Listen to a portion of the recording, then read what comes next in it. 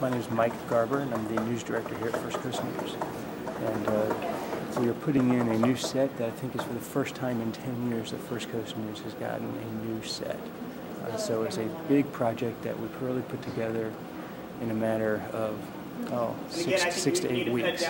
We got approval to do it, and it was everything from designing a brand new set to getting the equipment in for HD to now in the process of learning how to use it to make sure that our viewers get the best out of it that they can.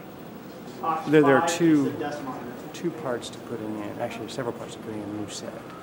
We have the technical part, which is all new here, and that's what takes the most getting used to.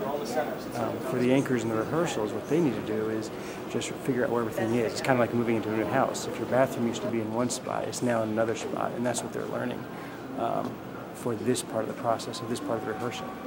News. However, the man on the tape blames the U.S. and other industrialized countries for climate change and global warming.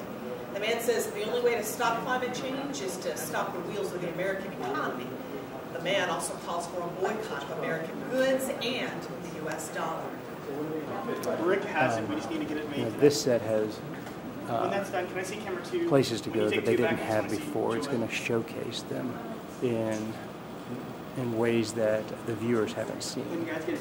They will look better because of the HD, but there's more vibrant colors out here. There's more choices to showcase stories.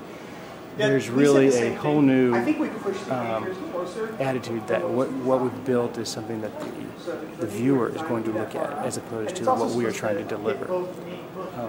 When we were designing the set, it's kind of like going through a catalog, and people, the designers will give you things to look at, backgrounds, desks, to spark ideas. So the background we have here with the swoops came from China. There was a network in China that they had built that for, and we said, we really like that.